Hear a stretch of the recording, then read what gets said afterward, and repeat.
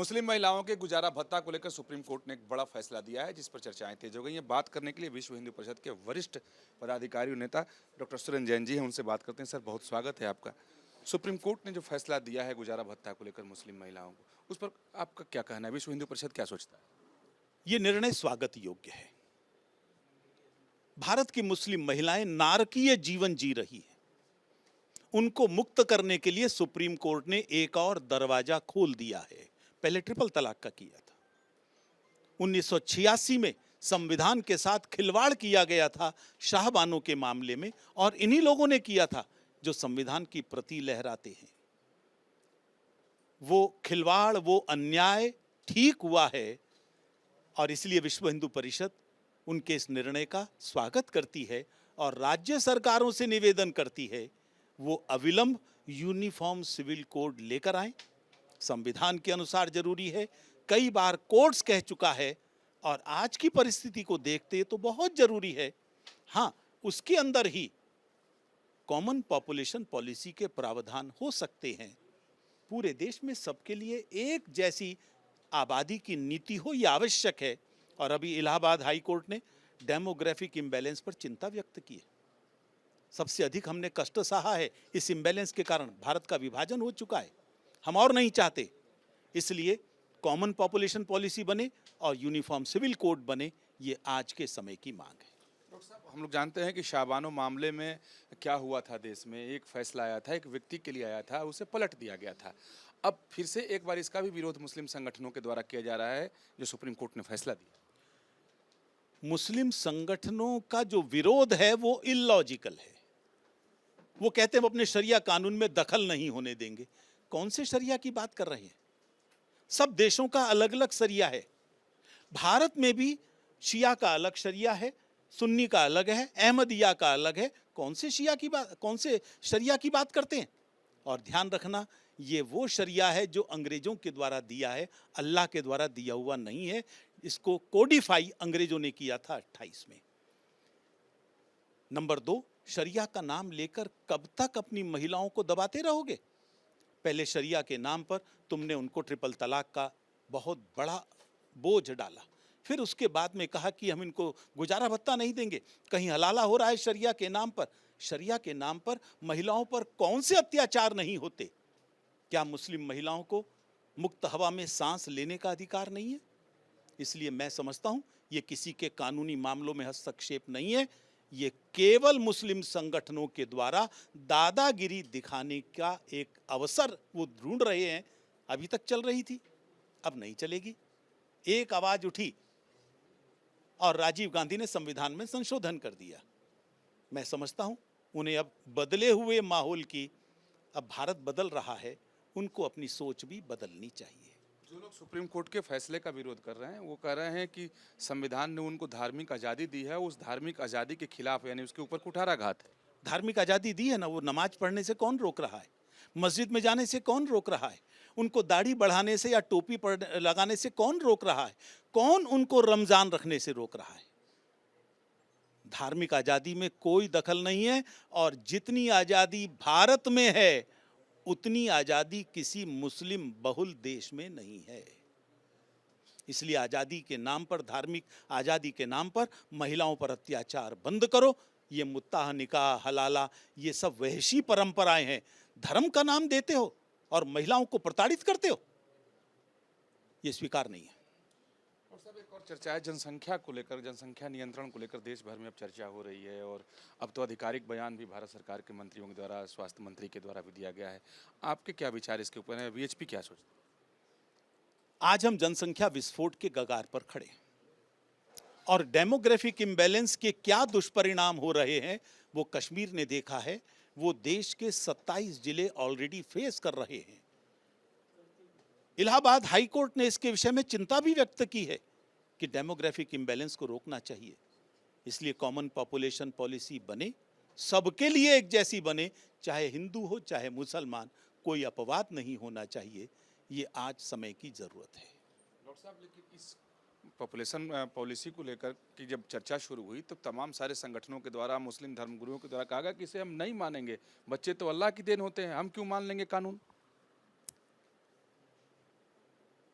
महिलाओं को कोई अधिकार नहीं देंगे तय करने का कि मैं कितने बच्चों को पैदा करूंगी, ये पुरुषों का ही रहेगा। और ये पॉपुलेशन जिहाद है, ग्रो एंड गेट, ये पॉलिसी पर इस्लाम पूरी दुनिया में चल रहा है। आज पूरी दुनिया में चिंता व्यक्त की जा रही है, अकेले भारत में नहीं। आपको ध्यान होगा ब्रिटेन की पार्लियामेंट के अंदर उस समय यह सवाल उठा था कि डेमोग्राफिक इम्बैलेंस कितना बिगड़ रहा है, और उस समय के प्रधानमंत्री ने कहा था every britisher should produce 3 children, 1 for father, 1 for mother and 1 for the nation. किसी ने विरोध नहीं किया। मुझे लगता है जो देश से प्यार करते हैं वो विरोध नहीं करेंगे। जो देश के साथ, संविधान के साथ खिलवाड़ करके अपनी दादागिरी स्थापित करना चाहते हैं वो विरोध कर सकते हैं, लेकिन उन्हें समझना चाहिए अब भारत बदल चुका है, अब उनकी दादागिरी चलने वाली नहीं है। मुस्लिम महिलाओं के गुजारा भत्ता को लेकर सुप्रीम कोर्ट ने एक बड़ा फैसला दिया है, जिस पर चर्चाएं तेज हो गई हैं। बात करने के लिए विश्व हिंदू परिषद के वरिष्ठ पदाधिकारी और नेता डॉक्टर सुरेंद्र जैन जी हैं, उनसे बात करते हैं। सर, बहुत स्वागत है आपका। सुप्रीम कोर्ट ने जो फैसला दिया है गुजारा भत्ता को लेकर मुस्लिम महिलाओं को, उस पर आपका क्या कहना है? विश्व हिंदू परिषद क्या सोचता है? ये निर्णय स्वागत योग्य है। भारत की मुस्लिम महिलाएं नारकीय जीवन जी रही है, उनको मुक्त करने के लिए सुप्रीम कोर्ट ने एक और दरवाजा खोल दिया है। पहले ट्रिपल तलाक का किया था, 1986 में संविधान के साथ खिलवाड़ किया गया था शाहबानों के मामले में, और इन्हीं लोगों ने किया था जो संविधान की प्रति लहराते हैं। वो खिलवाड़, वो अन्याय ठीक हुआ है, और इसलिए विश्व हिंदू परिषद उनके इस निर्णय का स्वागत करती है और राज्य सरकारों से निवेदन करती है वो अविलंब यूनिफॉर्म सिविल कोड लेकर आए। संविधान के अनुसार जरूरी है, कई बार कोर्ट्स कह चुका है, और आज की परिस्थिति को देखते तो बहुत जरूरी है। हाँ, उसके अंदर ही कॉमन पॉपुलेशन पॉलिसी के प्रावधान हो सकते हैं। पूरे देश में सबके लिए एक जैसी आबादी की नीति हो, यह आवश्यक है।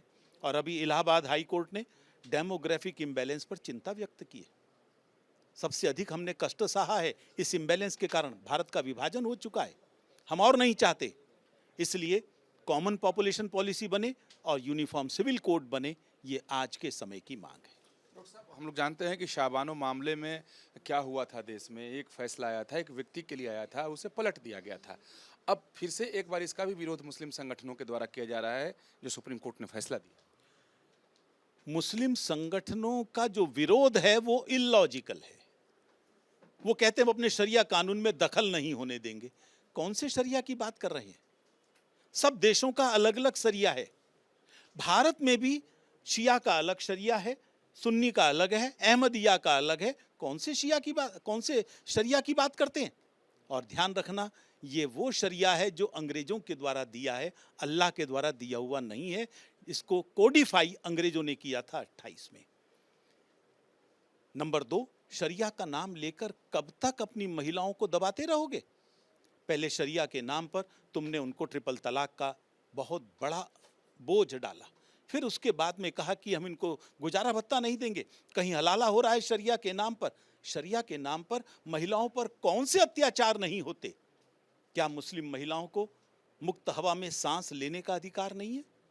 इसलिए मैं समझता हूं ये किसी के कानूनी मामलों में हस्तक्षेप नहीं है, ये केवल मुस्लिम संगठनों के द्वारा दादागिरी दिखाने का एक अवसर वो ढूंढ रहे हैं। अभी तक चल रही थी, अब नहीं चलेगी। एक आवाज उठी और राजीव गांधी ने संविधान में संशोधन कर दिया। मैं समझता हूं उन्हें अब बदले हुए माहौल की, अब भारत बदल रहा है, उनको अपनी सोच भी बदलनी चाहिए। जो लोग सुप्रीम कोर्ट के फैसले का विरोध कर रहे हैं वो कह रहे हैं कि संविधान ने उनको धार्मिक आज़ादी दी है, उस धार्मिक आज़ादी के खिलाफ, यानी उसके ऊपर कुठाराघात है। धार्मिक आज़ादी दी है ना, वो नमाज पढ़ने से कौन रोक रहा है? मस्जिद में जाने से कौन रोक रहा है? उनको दाढ़ी बढ़ाने से या टोपी लगाने से कौन रोक रहा है? कौन उनको रमजान रखने से रोक रहा है? धार्मिक आज़ादी में कोई दखल नहीं है, और जितनी आज़ादी भारत में है उतनी आज़ादी किसी मुस्लिम बहुल देश में नहीं है। इसलिए आज़ादी के नाम पर, धार्मिक आज़ादी के नाम पर महिलाओं पर अत्याचार बंद करो। ये मुत्ताह, निकाह, हलाला, ये सब वहशी परंपराएं हैं। धर्म का नाम देते हो और महिलाओं को प्रताड़ित करते हो, ये स्वीकार नहीं है। सब एक और चर्चा है जनसंख्या को लेकर, जनसंख्या नियंत्रण को लेकर देश भर में अब चर्चा हो रही है और अब तो आधिकारिक बयान भी भारत सरकार के मंत्रियों के द्वारा, स्वास्थ्य मंत्री के द्वारा भी दिया गया है। आपके क्या विचार इसके ऊपर है? वीएचपी क्या सोचते हैं? आज हम जनसंख्या विस्फोट के कगार पर खड़े हैं और डेमोग्राफिक इम्बैलेंस के क्या दुष्परिणाम हो रहे हैं वो कश्मीर ने देखा है। वो देश के 27 जिले ऑलरेडी फेस कर रहे हैं। इलाहाबाद हाई कोर्ट ने इसके विषय में चिंता भी व्यक्त की है कि डेमोग्राफिक इम्बैलेंस को रोकना चाहिए। इसलिए कॉमन पॉपुलेशन पॉलिसी बने, सबके लिए एक जैसी बने, चाहे हिंदू हो चाहे मुसलमान, कोई अपवाद नहीं होना चाहिए। ये आज समय की जरूरत है। डॉक्टर साहब, लेकिन इस पॉपुलेशन पॉलिसी को लेकर की जब चर्चा शुरू हुई तो तमाम सारे संगठनों के द्वारा, मुस्लिम धर्मगुरुओं के द्वारा कहा गया कि इसे हम नहीं मानेंगे, बच्चे तो अल्लाह की देन होते हैं, हम क्यों मान लेंगे कानून? महिलाओं को कोई अधिकार नहीं देंगे तय करने का कि मैं कितने बच्चों को पैदा करूंगी। ये पुरुषों का ही रहेगा। और ये पॉपुलेशन जिहाद है, ग्रो एंड गेट। ये पॉलिसी पर इस्लाम पूरी दुनिया में चल रहा है। आज पूरी दुनिया में चिंता व्यक्त की जा रही है, अकेले भारत में नहीं। आपको ध्यान होगा ब्रिटेन की पार्लियामेंट के अंदर उस समय यह सवाल उठा था कि डेमोग्राफिक इम्बैलेंस कितना बिगड़ रहा है और उस समय के प्रधानमंत्री ने कहा था every britisher should produce 3 children, 1 for father, 1 for mother and 1 for the nation. किसी ने विरोध नहीं किया। मुझे लगता है जो देश से प्यार करते हैं वो विरोध नहीं करेंगे। जो देश के साथ, संविधान के साथ खिलवाड़ करके अपनी दादागिरी स्थापित करना चाहते हैं वो विरोध कर सकते हैं, लेकिन उन्हें समझना चाहिए अब भारत बदल चुका है, अब उनकी दादागिरी चलने वाली नहीं है। बहुत धन्यवाद बात करने के लिए। वीडियो जर्नलिस्ट अतुल राज के साथ Vikas Chandra, News Nation, Delhi. News Nation अब व्हाट्सएप पर खबरों के ताजा अपडेट के लिए न्यूज नेशन के इस क्यूआर कोड को स्कैन करें